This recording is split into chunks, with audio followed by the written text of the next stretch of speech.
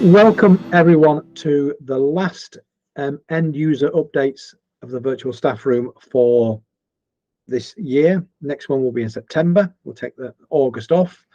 Ian's already sad. He's already missing them. I don't think so. There we go. There's a lot to do actually. Of course, there's the usual kind of tranche of updates from Google directly, but there's also a whole load of updates from ISTE that Google announced that I've kind of covered. Some of them are about to arrive, but I just thought that it kind of creates such a buzz if you're aware of ISTE that it's kind of a nice thing to be made aware of all the announcements that they made. Some of them have got very little detail, so it's not as much detail as you would normally get from me, but it's not too bad, I don't think. Let me just do this to make that slide a little bit bigger so I can see a bit better. There we go, that's much better. So one last reminder about currents. And I think generally there was very few people that used currents, but I just did want to, I was aware that we did tell people a lot when the YouTube 18 plus thing kicked in, and still some people missed it. So I thought I'm not going to let that happen again. So I've reminded you, I think about 4 months in a row now, that this is on its way. So this is the last chance really, because everything will start to kick off in August. You're already going to start to lose stuff from this month in the next couple of days. So just to be aware, if you have got any users using currents, they need to think about getting themselves sorted to get the data out. And you'll need to allow takeout for them to be able to do that if it's currently disabled for them. So better control of flow of meetings within a Meet. There's a series of updates about increased number and two kind of levels of access to Meets. One's as a contributor, so they can get all the access, they can do all the things that they need to do, and one is as a viewer. And we'll come to the numbers in a moment. But if they are a viewer, then they can still do Q&As, they can still do polls within a Meet, but what they can't do is they can't access the chat and they can't access the emojis.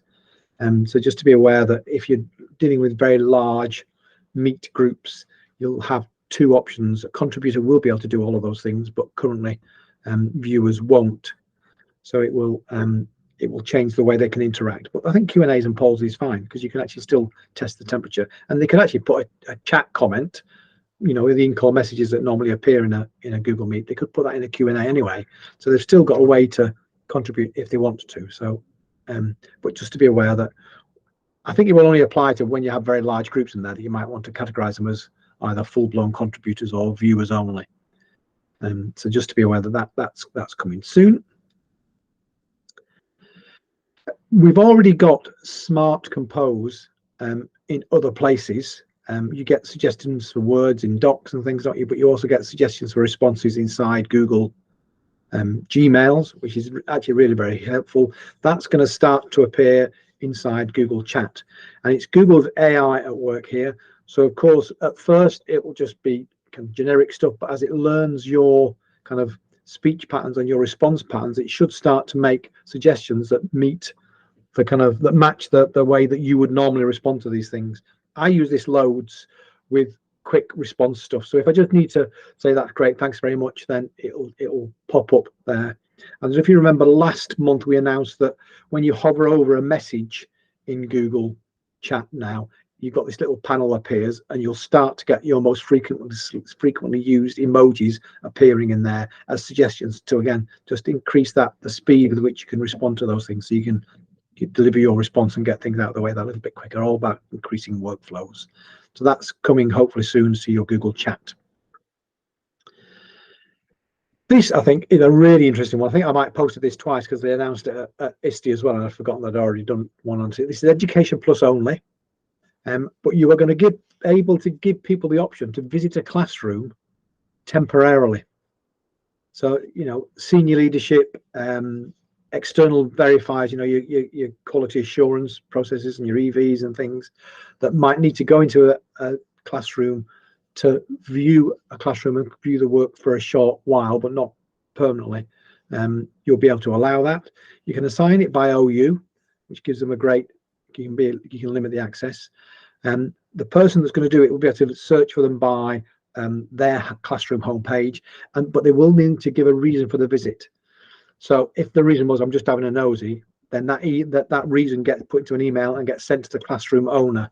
So the teacher in the classroom will know that you know, a member of the senior leadership, for example, is going to check on their work. And that, I mean, that shouldn't be a problem, is it? You'd expect that to happen. And you need to monitor those things, don't you, in that senior leadership role? Of course you do, but it's just nice to be warned that that's happening, so that people know what's going to be going on. So it's a nice new addition. There's a few classroom things which I'm quite excited about, which are coming along. This, I think, is a great one, that you've got this, the raise hand thing. Still not working. About 3 months ago, I announced that AI is going to get involved with the raise hand. And when you raise your hand, I'm raising my hand as an illustration in case you don't know what raising hand looks like, that the raise hand button should turn on automatically. And it still doesn't work. And I'm convinced that's what they said they were going to do. And maybe I need to check that I've understood the actual thing, but they don't. But you've got this option to minimize the chat window should you want to. And it just sits as a pop-up kind of window that floats over everything. So you can work on things in the background, and yet still see the people in the chat, which I think is really handy. So I'm not using it currently, but that option will be here. I'm just looking for the button for it. I don't know where the button is. It's in the 3 dots. Let me see if I've got it.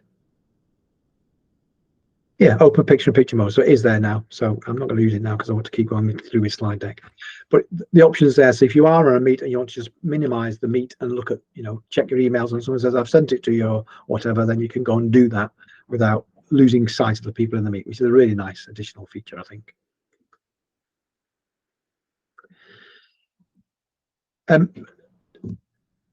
You may not have ever seen this, but we get this a lot. In the past, when you had someone request to join, the request to join window appeared at the top of the screen, and you had to get to it pretty quick, because if you didn't do it quick enough, it disappeared. And once it disappeared, you had to wait for them to request it again. And it was all a bit of a nuisance, really. And I, more or less, as soon as it arrived, the admit options arrived, I was writing a response saying, can it please not just disappear? Well, it doesn't now. It actually gets added to the people tab on the right of the meet. So even though the request is there, it will just sit there, and you go in there, and you've still got the admit all button.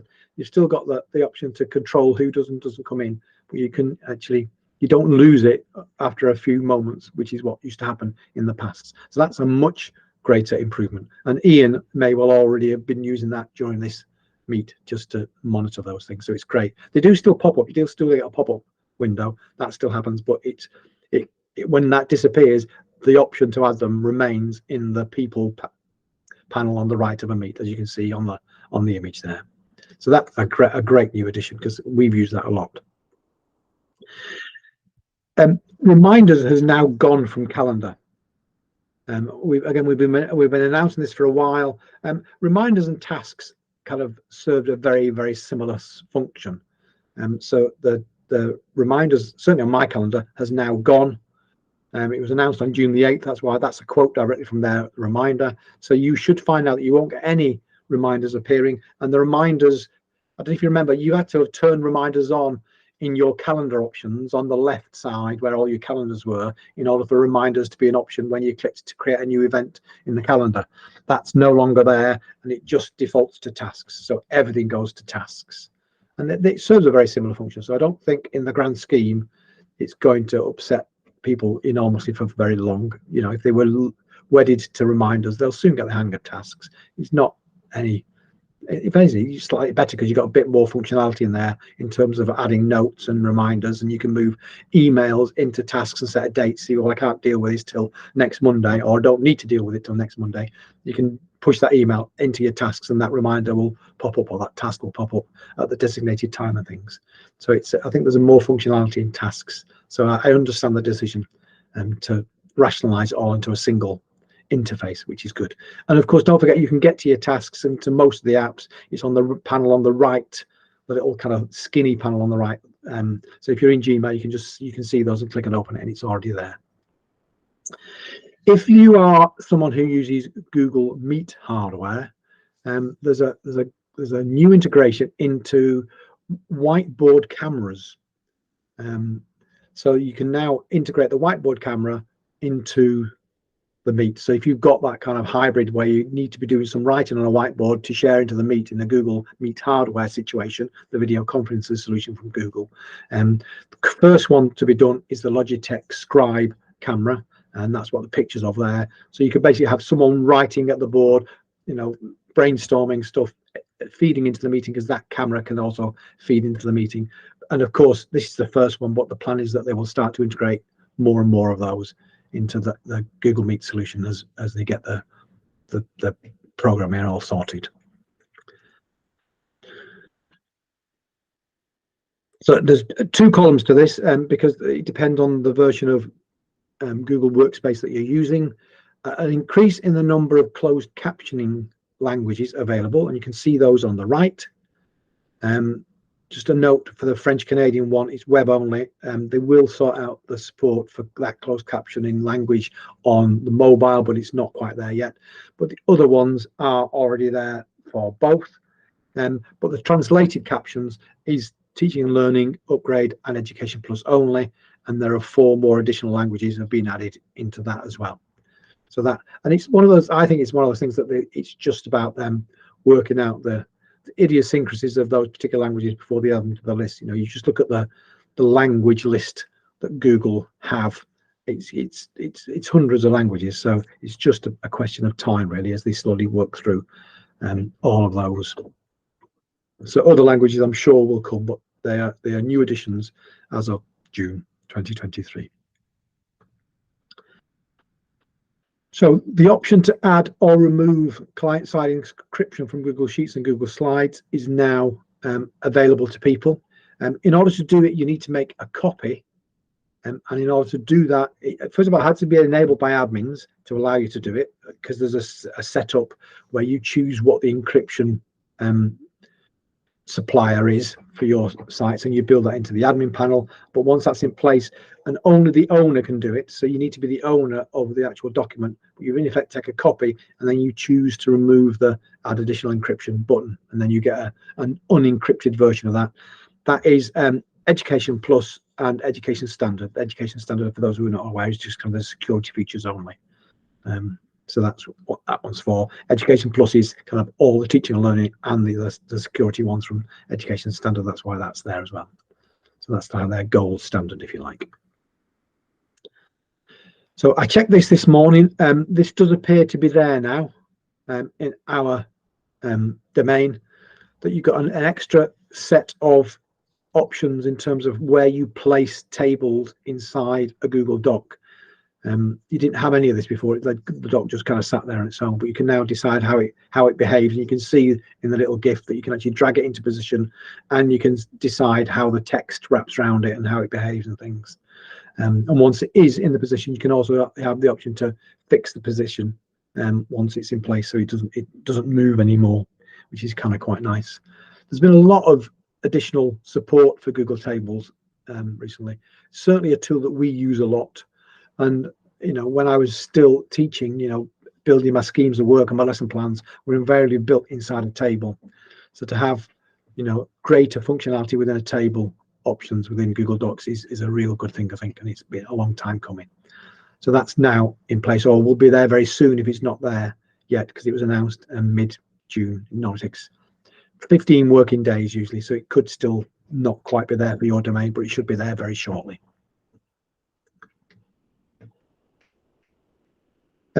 There's always been a zoom control inside Google Slides. There's more options, more layers of zoom now. They say great, get more granular views. It makes it sound very, very grand. It's not particularly grand, but it's a handy little thing if you want to see the thing in a different scale. And the fit option there, just click down and just choose the size that you want. Just a tiny little improvement to Google Slides there. This, I think, is a real significant improvement, which is fantastic, that you can now use Originality reports on Microsoft Word files. So those organizations, if you are one, I know your pain, because my last organization that I moved Google was really severely wedded to Microsoft Office, and it was quite a battle to get them to move over to Google Docs. And the fact that you can now say, well, actually keep your Google Doc, and if your worksheets in a Microsoft Word, rather, keep it at that, but don't forget you can still use the Originality reports. Just for those who aren't aware, Originality reports is Google's plagiarism checker, and it checks the web against all any known sources out there for any kind of plagiarism check. So if a student's borrowed some text from a website and they haven't cited it properly, it will show you it, but it will also show you if they have cited it. So it lists where their sources are, but tells you whether it was cited or not. You get 5 originality reports per class per year. And then if you want unlimited, you need to think about going to the Teaching and Learning or the EDU upgrades. They get unlimited ones of those, and the unlimited ones also get a corpus of work against which they can compare it. So that's all your work in the past where an assignment has had the originality reports tick applied. That goes into a body of work that Google calls it your corpus, your body of work. And it checks. So if you've got, you know, an older sibling that let their younger sibling use their coursework from 2 years ago and it's the same course, if that had originality reports ticked against it when he submitted it, then it will find that and say, not only has he borrowed stuff from the web, he's also borrowed it from this submission that was 2 years ago. So it will find, it'll check against your own previous originality report enabled assignments, which is great. But Teaching and Learning and EDU Plus for the checking against your corpus. Rich text formatting is coming to the private comments in Google Classroom. You've had rich text formatting in other areas of Google Classroom for a little while, but not in private comments, and that has now changed. And you know, just the basics: bold, italics, underline, bullet point things. On all these things, just make the text that you're putting there that little bit more accessible for the reader, don't you? So the students got a greater chance, because the layout guides them through the relative importance of the different bits of text. So it's a great thing that you can do that now. So that's a nice little additional bit of functionality. So if you get a share access response request rather from a colleague or anyone about a particular document, currently you get an email, and then you click on the email and you can give them sharing inside the email, or you can click on the link to open the document and give them sharing there. But if you are actually in the document and you get a share request, you'll also get a pop-up now where you can also make that request active for them. So you can respond to the request within the document.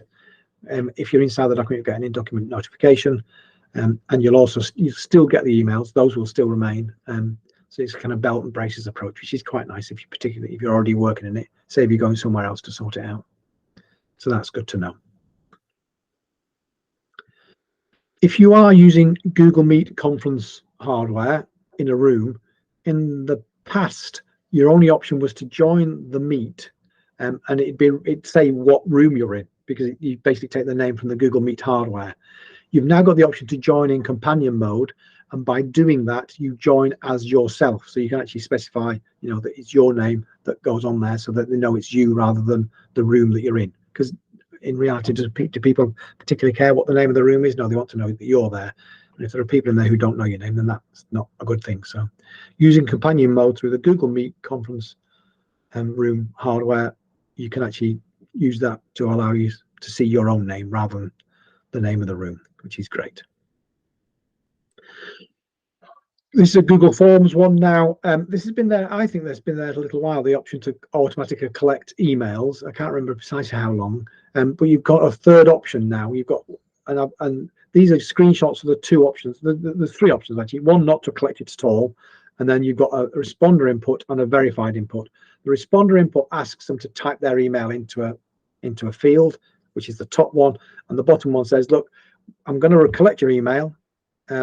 Is this your email? And they just tick the box. I think there is an extra little bit that says change account somewhere. I can't remember where that appears now. I didn't take a picture of that bit, but you've got the option to change account if it's not the right one. So if you've logged in, the first account you log into is your default account on a device. If you log into subsequent accounts, you might just need to flip it over, but it'll either ask them to put their email in or collect it for them automatically. The verify one feels, if you are going to collect it, feels a bit slicker, doesn't it? Because they literally just tick the box and it's done, rather than having to write their email out. Although it's probably got an autocomplete, so they could probably just select their own email from a list. But either way, it just gives you a few more options about how the form looks, which is good. This is nice. I'm sure I've mentioned once or twice before how much I love Google's voting chips, smart chips rather, and there's now a voting chip. So you can add a voting chip in, you can have a little icon next to the voting chip to kind of illustrate what that voting chip is about. And in the example here, you can see that they're going to go and do an activity. and you can assign a little emoji to it, and then the people can vote. It's a toggle button, so they know the account that you're on because you're in a document, so you would have logged in anyway. So if you click it once, it adds the button on. If you click it again, it just removes your option. So you can't vote multiple times with it just yet, which is probably a sensible way to do it. But a nice little extra voting chip functionality there, smart chip functionality, which is the voting chips, which is great. And you can see in the GIF as well, if you hover over it, it tells you who's voted for that particular one, which is kind of quite handy. Excellent, good. So there's a few more quick access features being added to Google Docs, and I think you could probably try these. If you hover over a picture of someone on the thing, you might just be watching my slide. I don't know if it works on the slide. It doesn't seem to. I think I hover over my own. I've got the option to apply the visual effects to mine, and if I hover over it, I've also got 3 dots now where I can actually reframe it. So it just gives you access to a few more tools without you having. There you go. David added a cowboy. You rootin' tootin' varmint. So thanks to being heckled by a cowboy. So those are just, it's just a slightly quicker way. There's 2 stages to this. You can do the immersive backgrounds, fun filters, and turn your video off on Education Fundamentals. But the reframing tool, which is the bit that's been demonstrated where the camera automatically adjusts itself to put the subject in the middle of the picture. There she's on the side slightly, and then you'll see it just gets reframed and gets moved into the middle. That option is only available on Teaching and Learning and Education Plus upgrades. So the first 3 are for everyone, and the last one is for Teaching and Learning and Education Plus only. But a neat little thing. I mean, generally I kind of sort myself out in the middle anyway, but you know, if your room doesn't allow you to do that, then it's kind of handy to be able to do that, isn't it? So a very clever piece of technology. I'm going to move on. So smart chips, again, this is lots and lots of smart chips, and I'm sure in the past you're aware that if you insert a link to a document, you know, the web address of a document, for example, like a Google Docs, you get the option to press tab and it converts it to a smart chip, so it looks nice, and you hover over it and you get the option to preview that document inside the other document without having to open it fully, so you can check another document and then go back to the original document. They're going to start rolling those out for third-party applications. The first one they've got running is FigJam. FigJam's like a Jamboard alternative, web-based, same as Jamboard.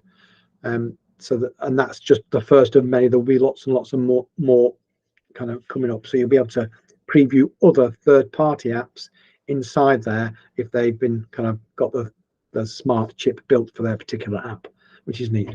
I think this is great. I use this a lot now with documents, that you can just literally just open it, preview the other document without opening it fully, or preview a video without opening it fully, close it, and then carry on with the main document. It's really a handy little tool.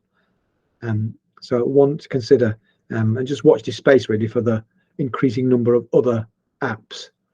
I've not heard of anyone in this country that I've spoken to who uses FigJam, but I presume that was just the easiest one to get to work first, but we'll have to see which other ones. I mean, we want some of the bigger ones like, you know, Nearpod and Quizzes and these Slido and these kind of things maybe in there for next, just to see how we get on with some ones that are more frequently used here. This is a calendar one now, and I'm sure I've spoken about focus time before. We use it a lot within our organization, really handy, just to alert people that you've got some tasks you need to get on top of to make sure you can get them complete and things. And there's a little bit more functionality in there that you can turn a do not disturb, which means that you could you don't get any notifications from your chat and so on and so forth, and you can automatically decline meetings now. So if someone, you know, does say, oh, can we have a meeting, you know, and you're in the middle of your focus time, it will automatically decline it for you, which is kind of handy.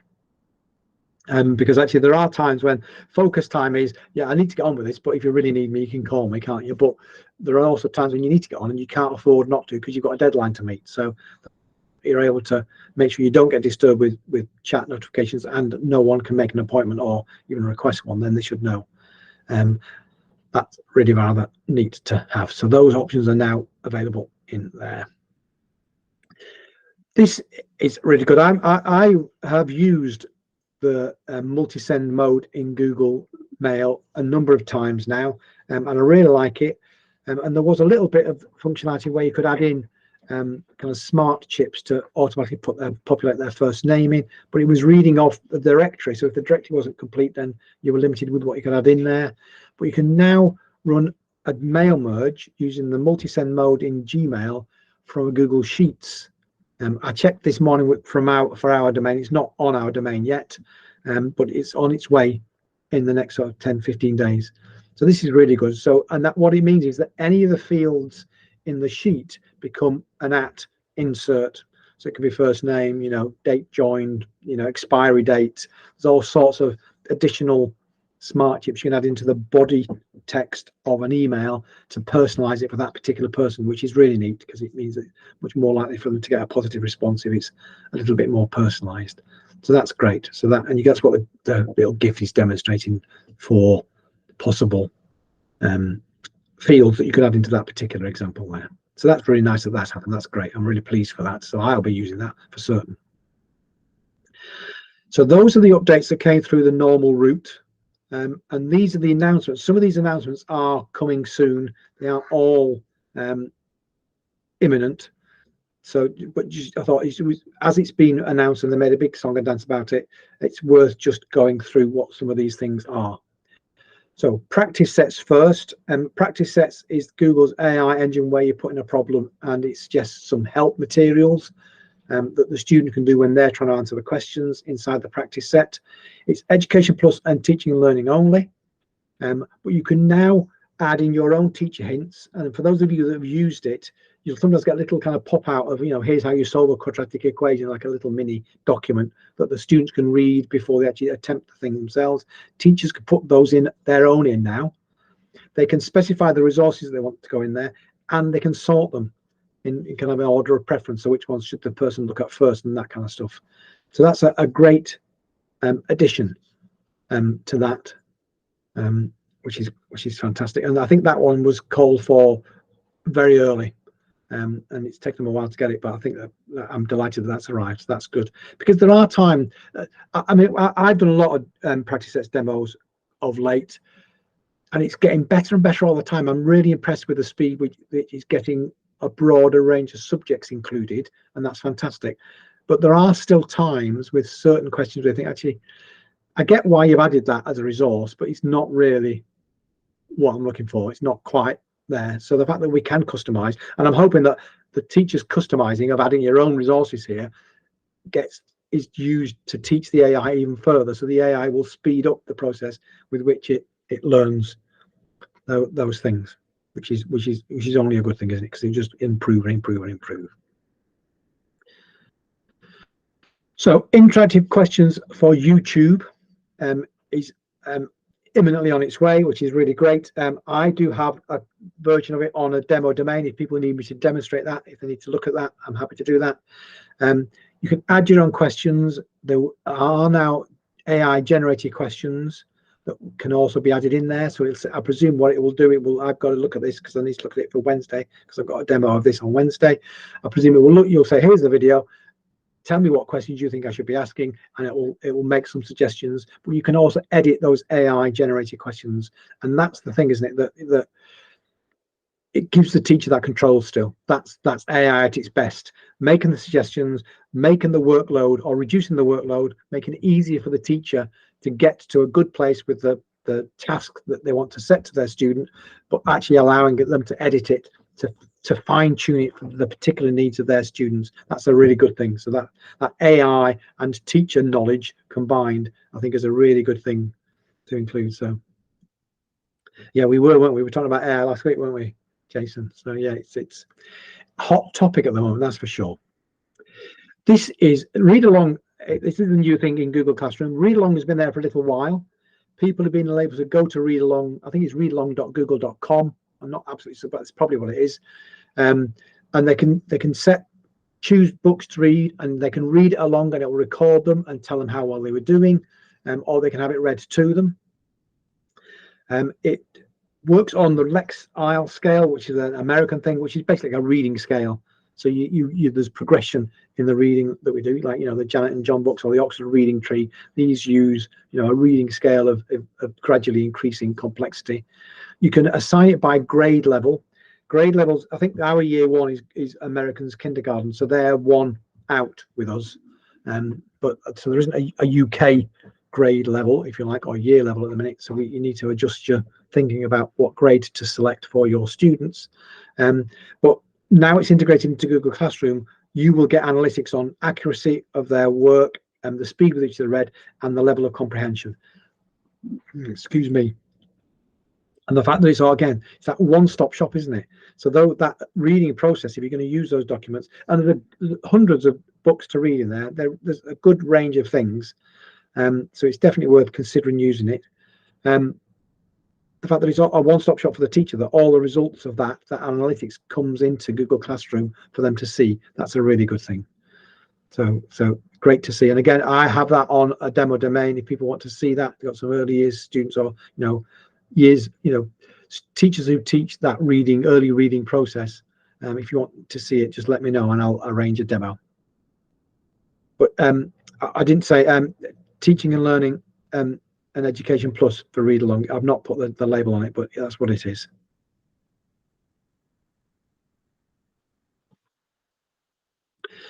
This, I think, also is a really good additional tool. I'm really pleased this has come through, that you can share classwork and class templates with other people. So you can say, Mr. Smith has got Mr. East Crab has got a really fantastic classroom template that he used with his year 8. I'm going to go and find that and import it into my class because we're teaching the same subject next year.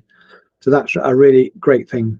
You can do that. Both class templates and Google Work. You see the top one is showing you choosing a unit of work from the title down, and the bottom one is importing the whole class. I think, Ian, that's a really good question. My understanding is it's within domains. I did read on this again this morning, so it's only within domains, but it's early access request. So the link on the slide, when we share the slides out, will give you the early access request form to fill out. And I've said this before, I will say it again. With early access, you can give feedback to Google whenever you like. And if you give feedback to Google to a product that's fully launched, your voice is one of millions and millions of people who are using that product. So it's a relatively small voice. If you're in the early access program and you're giving feedback, you're one of a much smaller group, so your voice is that much louder. So there's a much greater chance to have an impact on it. And Google produce brilliant tools, of course they do, but they do sometimes make some really rookie errors. I don't know if you remember when Google Classroom first launched, you could only have one teacher in a classroom. And in what world is that useful? How many schools only ever have one teacher to one class? Class sharing teaching groups is really, really common. So I mean, they did adjust it very quickly to allow extra teachers, but so they do sometimes miss key bits of functionality. If you're in early access, you've got a real opportunity to have a real impact and to avoid those things happening. So I would really encourage you to think about those, but you've got to think about who are the staff that will be best doing this. And they are looking now for people to try these things. Now they want people trying it in July, because I think the reason they're pushing for that is because I think they want to launch it in August, ready for the start of the American new school year. That bit about why they're doing it is me guessing, but I'm pretty sure that's why they want to do it. So they specified they want people who've got classes in July. So you've still got time to get on there and actually have a quick play before the end of term. I will share it in the chat at the end of this slide deck, so you've all got it, but it will go through the normal email routes as well. So Classroom Analytics, there's 2 versions of the Classroom Analytics. One for your sort of senior leadership team who get overviews on student progress, on assignment completion, and level of adoption of classrooms, and the grades of all of those things. I'm not reading, don't know why I'm doing that. I'm reading out a slide, terrible practice. But so senior leadership will get that overview, and I think it's the next slide. And teachers will get their own version, which just gives them a bit more granular information about individual students and by assignment. So they get the same in their view. Education Plus only for both of those. So the senior leadership and teacher view is really, and it's all of this data. I mean, I say this a lot, I think, as well, that the data doesn't necessarily tell you the answer, but it raises questions. You say, well, why is that usage percentage like that? Why was that completion rate? Why was that mark overall mark for that assignment? That is it. How I taught it? Is it there's a gap in the learning? Is it what happened? It makes you ask the questions so that you can respond and adjust your practice and address that gap in a student's learning. So that's why it's useful. It points you to ask the questions to then make a change to your delivery. That's what it's all about. So you remember I mentioned this twice. I've already posted about this. You have the option to visit, temporarily join a classroom. So adding a cover teacher, senior leadership, inspections of work, all those kind of things. But you will need to give a reason so the teacher gets told what the purpose of that visit is. So to be aware, which is quite right, they need to know, but just to be aware that you'll be requested to give that information. I've talked about this a lot for many years, and I've requested access to this, and I think this is halfway to what I've asked for. I don't know the precise details of what this will look like, but you can now, when it launches, and it's soon, you can now set hard deadlines. And what that means is that beyond that deadline, students can't submit their work. The information is very scant. So what I don't know is, I'm sure you're aware that at the moment, students can hand work in on time. If they suddenly realize they haven't got it right and they want to adjust it, they can go and submit their work and get back control of the document and then resubmit it and maybe submit it later. Now, you as a teacher would know that they've done that. You'd know that they've submitted late, and you could always roll back to an earlier version of the document, couldn't you? And only mark the document version that was within the deadline, and that's fine, but it's a bit of a nuisance. But now if you've got the option to say, no, that's the final deadline, this is coursework, needs to be marked by me and then sent off to the exam board. So your final deadline, beyond which you cannot submit your coursework, is this, then that's a really good thing. Yeah, as long as the student can't unsubmit still. If they can unsubmit and then they can't resubmit, it's a pain for the student. You've got to then decide how to respond and things. So there needs to be disable submission and disallow the unsubmit button. So I hope that that's what it does, but we'll have to wait and see. But I think that's a great additional tool, and it's long waited for. I don't know about you, but I've asked for that a number of times. But we'll have to see how we get on. Wait for the final details. But I'm really delighted with that. Really, really pleased. I work for a teacher training organisation where I taught secondary music teachers about 6-7 years ago, and they were all up for going to Google Classroom away from Moodle, because Moodle was quite expensive for them. And the reason that they didn't was because they couldn't have a hard deadline. So that was the thing that prevented them making that final step. And I think they're still stuck with Moodle even now. So maybe they'll reassess now. Who knows? So that's that one. You can now organize the grades in Google Classroom. I said there were lots for Google Classroom, didn't I? Into grading periods. So you can kind of group all your marks for each term of the year or semester into one large group and give it a title. And I'm assuming, and again, there's scant information about this because it was just a general announcement from ISTE again. I'm assuming that it's about, once you've got that, you can get term by term analytics. I'm hoping that will feed into the analytics that I mentioned about senior leadership analytics, teacher analytics within Google Classroom. I'm hoping that's where it's going to lead, but we'll have to wait and see on that one. But again, a good thing, gives you better information. Grading scales in Google Classroom have been customizable to a degree for a little while. You're now going to be able to customize them even more so that it matches whatever, and it doesn't necessarily have to be number. It can be a letter grade, for example. So you'll be able to customize them a bit more. Education Plus and Teaching and Learning. I forgot to mention the previous one, the grading periods, Education Plus and Teaching and Learning only.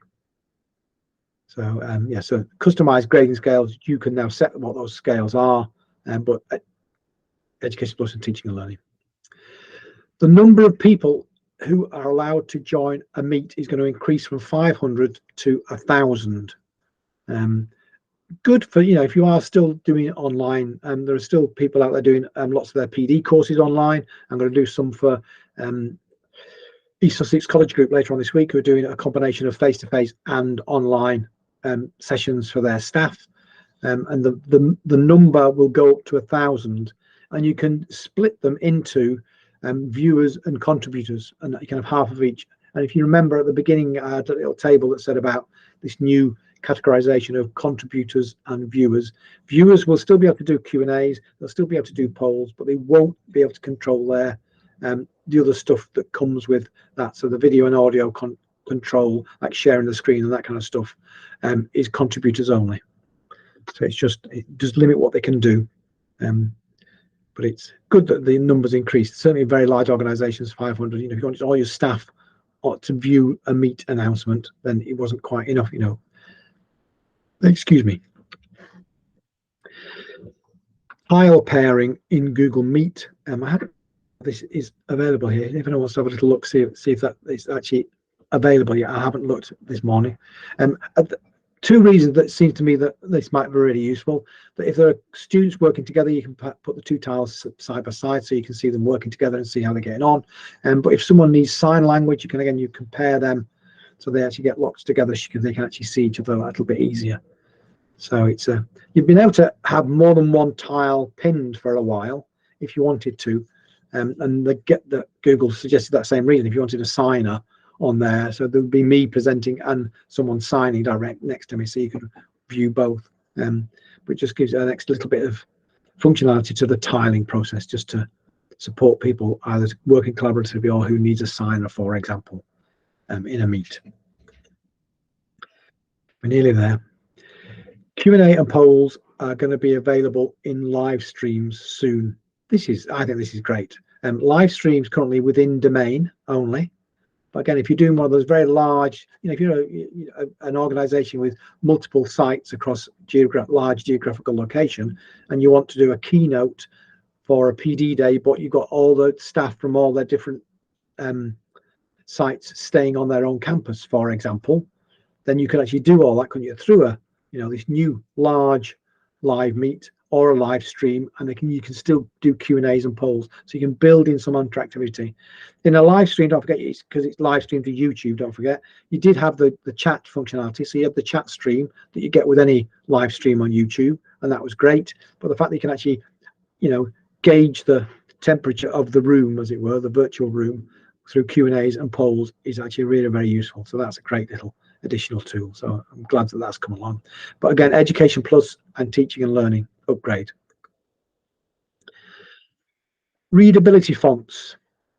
So there's a big new load of readability fonts available on fonts.google.com, which you can add to your documents should you want to. You just follow the fonts option to the bottom and it takes you to the fonts, and you can download them or add them into the Google document.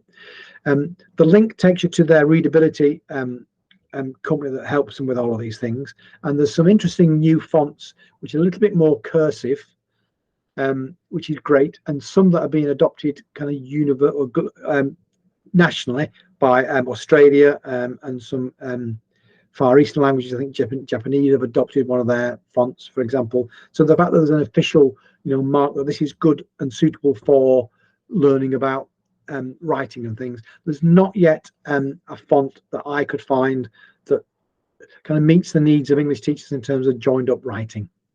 And what's really annoying on the site, and I have already fed this back, is that when you go in there to read about these brand new fonts, the bit of text about that particular font isn't written in that particular font. So you don't know what the font looks like. It tells you what it does, and you think, oh, that sounds exactly right. I'll be able to go and look somewhere else to find out what the font is, which is a bit of a nuisance. But the link will take you to their website, which gives you the information that you might need if you are looking for some new fonts. And then, like I said, there are a few more cursive ones now, which are great, but not one that joins the characters together just yet that I found that I think is suitable. Reading mode in Chrome. This is, I checked this morning, it wasn't on our domain yet, but it's going to be arriving very soon. And it basically allows you to take the text out of a web page, pop it into a side panel. I'm going to leave you to run the video on your own because I'm aware that there's been lots of announcements. I want to allow for any questions in case there are any. And it just gives you the text without without all the distractions that the website might be. You can change the font so you can have white text on black and things. So people, dyslexics, for example, might use pale color like yellow or white on blue or black or whatever. So you've got the option to change those things and you can also adjust the spacing of the text, so it's easier for them to read because there's better spacing. Because particularly with dyslexics, one of the big skills that they struggle to learn is that scanning from line to line. So giving them that chance to space the lines out a bit to make it a little bit easier to scan to the next line is better. You can also resize the panel when it pops up, so it's about half the screen, so you don't get distracted by the website in the background, which is kind of quite nice. And I'm going to move on to the next one. Come on. There we go. Image to text stuff. So Google's Chromevox, that's their screen reader, has been able to get image descriptions apparently since 2019. So if there's an image on a website that's not got the alt text, and those of you who aren't familiar, the alt text is the alternative text, which is the text that the screen reader reads. So if you haven't got alt text on an image, a screen reader that can't do this will get to that. It'll just say image. So it'll tell you there's an image there, but you get no description, which is actually not really very useful. So the alt text is basically the piece of text you attach to the image, and when the screen reader gets there, it says image and then reads your description. So the person, if they're able to visualize those things, if they were once sighted, for example, but are no longer sighted, can still visualize things. It gives them something to imagine what that picture's about. So it's really rather useful. And it will do that now, it will look up fine in a PDF. So if you've got a PDF reader and it's a PDF and it's got images embedded and it hasn't done alt text for them, Google will now say, well, actually, that's based on I presume it reads all the pixels and makes some calculations about what it thinks the image is of, and it'll give you a text of what that image is about, which is fantastic. I always try and do all of these images in here have all got alt text in them. I hope they have. Probably missed some now, I haven't said that, but I always try and put them in just in case someone who hasn't got full sight needs a screen reader, because you never know where this slide deck's going to go, because it's free for anyone with a link. If you share it with a colleague that needs a screen reader, I have no idea, can't know all of that. So I try and make sure that it's fully accessible. And when you get it, I will double check now, because I'm not sure I've done them all. I think I have. So that's great that it can now calculate those and do them for you automatically, which is fantastic news. So I've put in the launch timings of all those announcements from Google, and I'm not going to read through these. You can read through this yourself. Some are already here, some are beta, some are in the coming weeks, coming months, and so on and so forth. So it gives you a flavour of the time scale for some of these. Should you know? And there's two pages of that, because there's so many announcements from ISTE and things. And so you've got all those. And the next update for the end user is going to be September the 4th. And I know that's early in the term, but it just gets too late in the month otherwise to add them all in. So I'm going to do it then and do the recordings, and then you'll have to catch up by the recordings if it's kind of too busy a day, because it's likely to be early in your term there, isn't it? Any questions? I'm aware there's been a lot of chat and too much talking from me. I'm aware there's been a lot of chat. Any questions that we need to field that haven't been responded to in the chat here? Yeah, hi Paul. Hi. Andy had a couple of questions, not necessarily always about the presentations. So perhaps Andy, if you want to jump in and ask your question, especially about takeout, transfer, download, and drive. Yeah, it was just really on the back of takeout. Really, we use takeout for students. I've been looking at whether we can use it for staff, really, but you do get yourself tied in knots a little bit using Google Takeout for staff, particularly where you've got shared drives operable, because certainly on the transfer, although it leaves a copy of the file in, if you like, the school account, if you transfer to an external Gmail account, it does also transfer all things that are shared with that person. So if you've got a load of shared file structures with shared documents in that person's included in, it shares all that, which could give you an issue about shared, pupil data and all sorts of things. It's a shame that in the transfer you can't have a checkbox that says only my stuff only. Yeah. So I think for staff it gets particularly hard to use that. I think the only real sound route is to ask staff when they leave to create a folder in their Google Drive that they put all the stuff they want to take with them, and then just use the download facility in that. The only downside of that is that it transfers it to Word and Excel format in a zip file, but it's a bit cleaner. It's a real shame that it doesn't really work for staff. I don't know whether anybody else got any experience with using takeout and transfer for staff. Yeah, Just dropped a link in.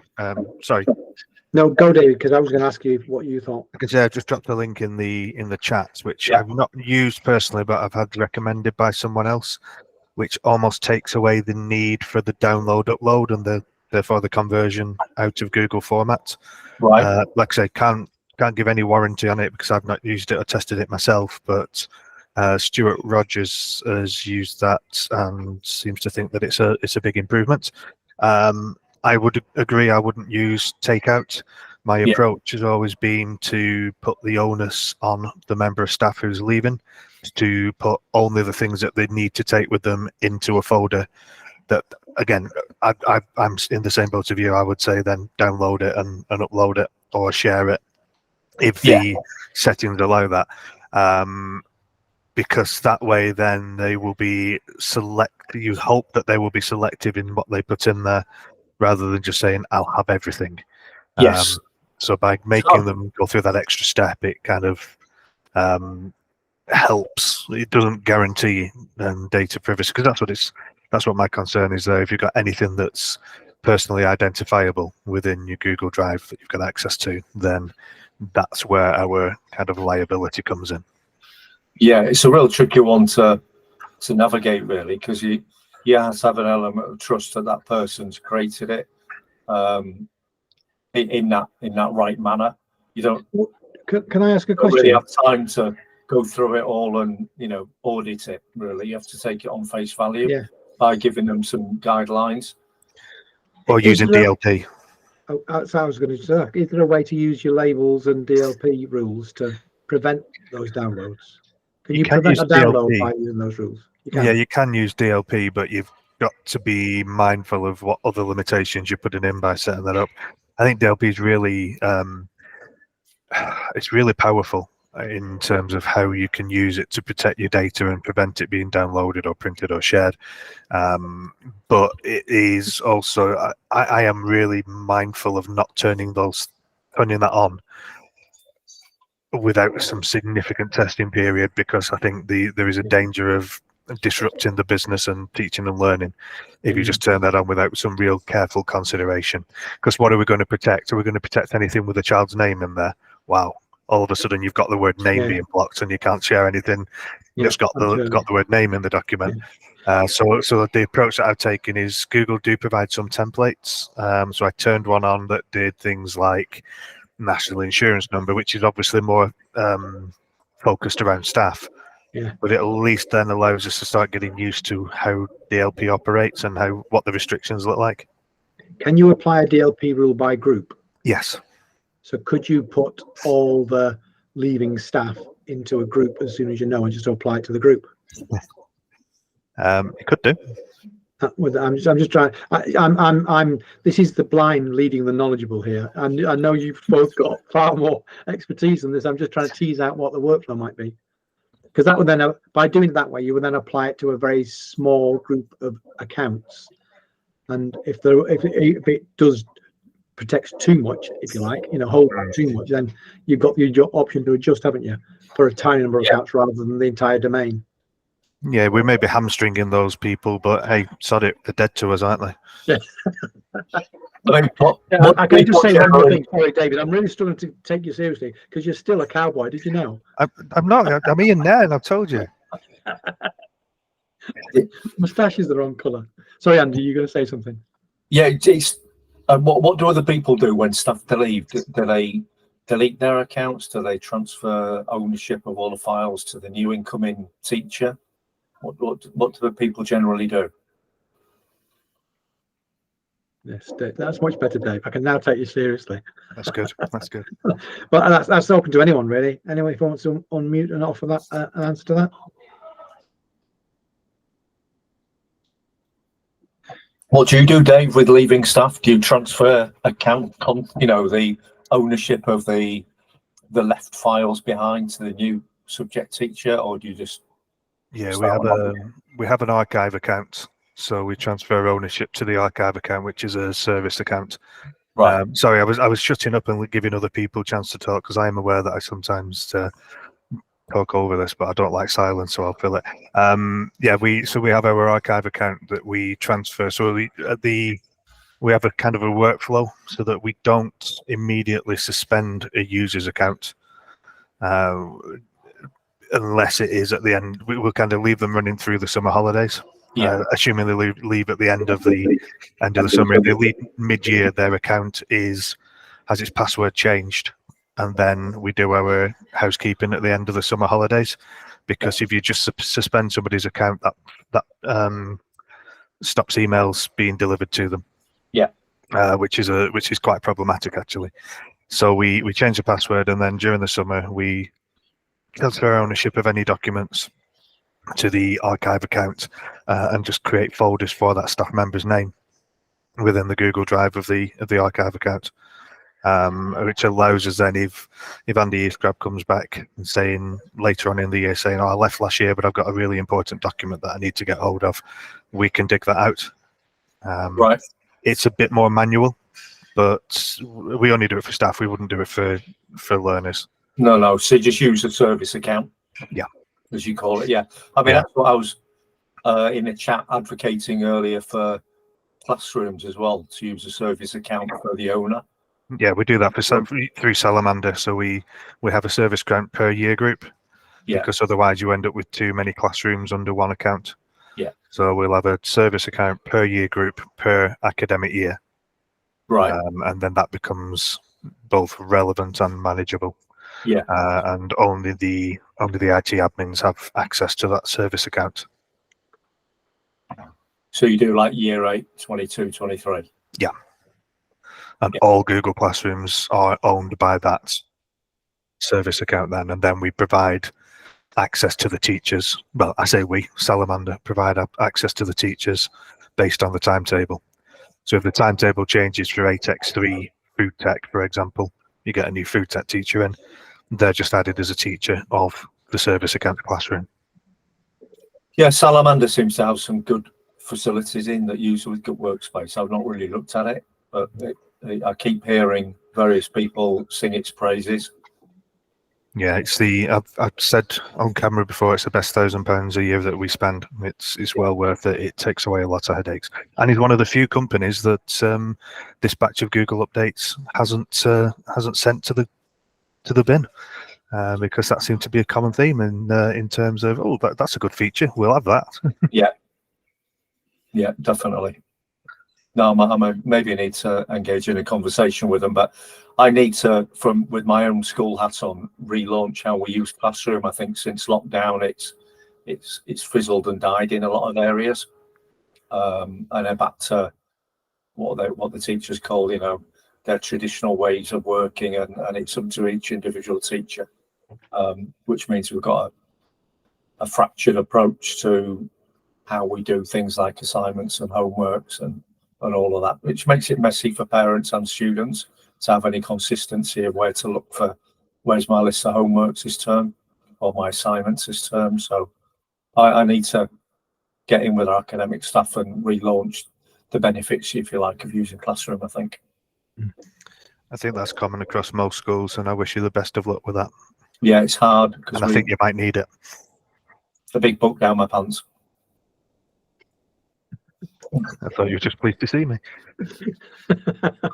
Yeah, it's a shame. Yeah, we are still recording, just so you know.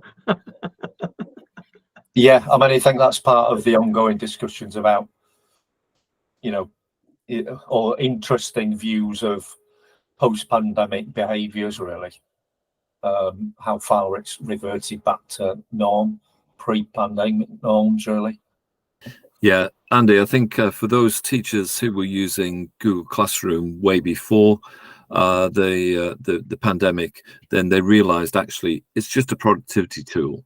And it's only for those who actually came to it through COVID that they have a mental association with it as a COVID tool. So you just have to go back to those basic principles, which is if you use Google Classroom, then it will save you, the teacher, a lot of time in allocating work and managing work and whatever else. And as a communication tool to your students, where's my stuff? Then the answer is it's in Classroom. And so so it becomes so much easier for the teachers. But I'm sure Paul and others will have lots more practical advice for you. But yeah, go at it from a comms and productivity perspective. Yeah, it's as Dave says, it's a tricky one to forge ahead with, really, particularly in a work environment where it's quite up to what the individual teacher wants to do and how they want to run everything, which I understand. But it's very hard to then get consistency that you can communicate with parents and students with on simple things like, how do I find all my homework? I think you can only really enforce that if you're in a one-to-one environment. I think we wouldn't be able to go down that route of saying this is our method of communication, because we would just get back the, well, that's a shame, I haven't got a device that I can access that on, so I can't do my homework. Yeah, we are virtually in a one-to-one, so that's really, I think, for me, the starter of getting that consistency of using guided reports and homework. You know, what homeworks and what are assignments, so they can all be within Classroom. But yeah, a big debate to be had about, I think, where Classroom goes post-pandemic, if you like. I think that a lot of the tools that I just announced, I think, will help with that one. You know, you've seen senior leadership analytics can be really helpful. The option to temporarily visit to do those kind of, you know, coursework checks, if you like, you know, your student work inspections that your senior leadership like to have to do, those kinds of things. The fact that you can now have a fixed deadline for handing in, practice sets, YouTube questions, you know, and read along for your younger students. There's lots of new tools that have gone in there that are kind of making it, you know, an even better tool, I think. So yeah. I think I think, yeah, a revisit would be a good thing, I think, because there's lots more to show them now. Yeah, definitely.